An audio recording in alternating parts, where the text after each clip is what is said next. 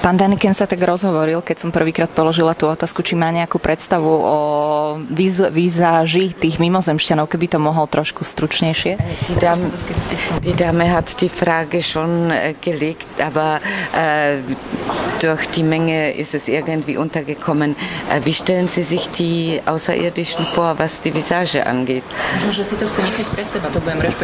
Natürlich, wenn Sie darüber nicht reden wollen, dann werde ich das respektieren. Nein, natürlich kann man darüber reden, nur die Antwort wäre eigentlich sehr kompliziert.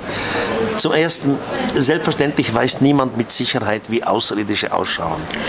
Já samozřejmě o tom hovořím otevřeně, ale ta otázka je komplikovaná. Nikdo samozřejmě neví, jak mimozemšťané vypadají. Die gegenwärtige Wissenschaft geht davon aus, dass Außerirdische ganz anders aussehen müssen als wir. Současná věda vychází z toho, že mimozemšťané musí vypadat úplně jinak než my. Denn man sagt, die Evolution auf anderen Planeten macht niemals zweimal dasselbe. Protože říkají, že evoluce na jiných planetách nikdy neudělá dvakrát totéž. Aber es gibt andere Theorien und eine davon nennt man Panspermia. Ale existují i jiné teorie a jedna z nich je teorie o panspermii. Die stammt vom schwedischen Nobelpreisträger Arrhenius. Ta pochází od švédského nositele Nobelovy ceny, který se jmenuje Arrhenius. Und der sagt, irgendeine intelligente Spezies da draußen hat schon vor Jahrmillionen ihre eigenen Lebensbausteine ins Universum hinaus gegossen. Sozusagen das Universum infiziert mit einer Art von Viren.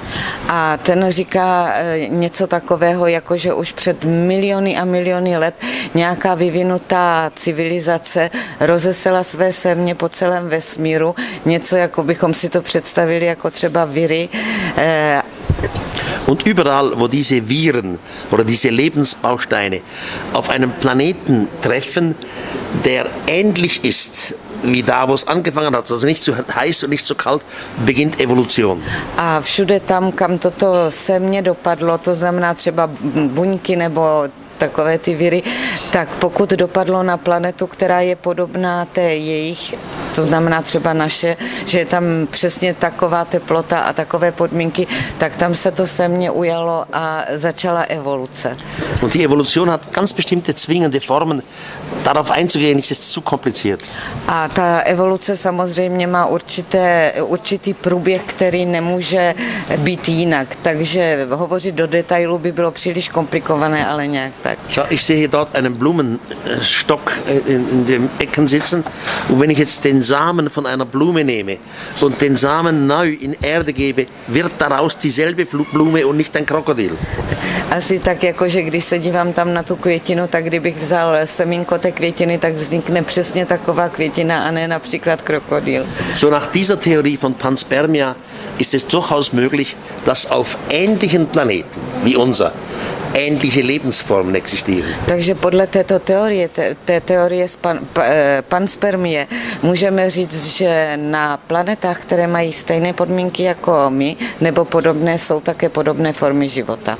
So die Außerirdischen, die vor Jahrtausenden hier waren, die sind von uns Menschen beschrieben worden, auch in Felsen dargestellt worden und die waren irgendwo humanoid. A ti mimozemšťané, kteří dříve navštívili naši planetu a které naši předkové popsali a i znázornili, tak byli, dá se říct, humanoidní. Yes. Moja ďalšia otázka.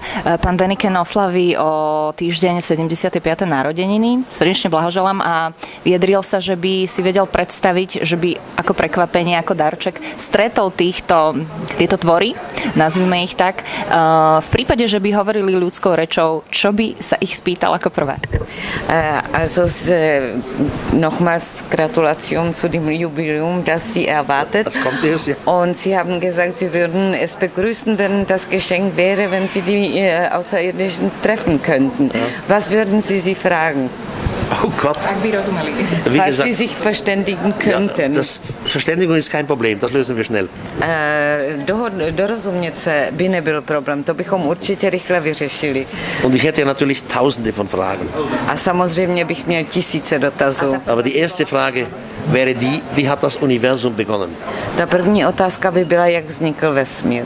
Weil in der Astrophysik haben wir den Urknall. Ich will wissen, was war vor dem Urknall. Protože astrofyzikové říkají, že došlo k tomu velkému třesku. A já bych rád věděl, co bylo před velkým třeskem. Ich will wissen, ist das Universum besiedelt von intelligenten Lebensformen? Finden da draußen Raumkriege statt oder irgend so etwas? Také bych rád věděl, jak moc je vesmír obydlen, jestli dochází k hvězdným válkám. Ich möchte wissen, ob Sie selbst oder Ihre Vorfahren vor Jahrtausenden bei uns waren und wenn ja, warum? Was wollten die eigentlich hier? A také bych se jich určitě zeptal, jestli před tisíciletími jejich předkové byli u nás na návštěvě a jestliže ano, tak co tady vlastně chtěli. Und natürlich hätte ich auch gern die philosophische Frage nach Gott beantwortet, denn wir haben keine Antwort. A samozřejmě bych si také rád nechal zodpovědět filozofickou otázku, co je Bůh, protože na to my pořád odpověď nemáme. Und ich hätte auch gerne gewusst von den Außerirdischen, ob es auf Ihrem Planeten auch so bildhübsche Damen gibt wie Sie. A také bych se jich zeptal, jestli na jejich planetě existují tak krásné dámy jako vy. Thank you so much. Okay. Posledná otázka. Spomínala miesto, kde žije vo Švajčiarsku, ale mňa by zaujímalo, aké iné miesto na svete ho fascinuje natoľko, alebo najviac z tých, ktoré prebádal v rámci súvislosti s mimozemskými civilizáciami. Kam sa prípadne rád vracia? Sie haben gesagt, der schönste Ort ist der Ort, wo Sie zu Hause sind. Aber ich möchte Sie fragen, was ist für Sie der zweitschönste? Wo kommen Sie immer wieder gerne zurück? Prípadne, ktoré sa mu zdá najmysterióznejšie. Oder welcher Ort ist der mit meisten Mysterien? Also ich gehe immer wieder gerne nach Ägypten. Das ist für mich wie eine zweite Heimat. Já strašně rád jezdím do Egypta, pro mě je to jako druhá vlast. Wenn ich zum Flugzeug aussteige in Ägypten, habe ich immer das Gefühl, du bist wieder zu Hause. Tam, když vystoupím z letadla, tak mám vždycky dojem, tady jsem doma. Thank you very much. So, jetzt müssen wir weitergehen.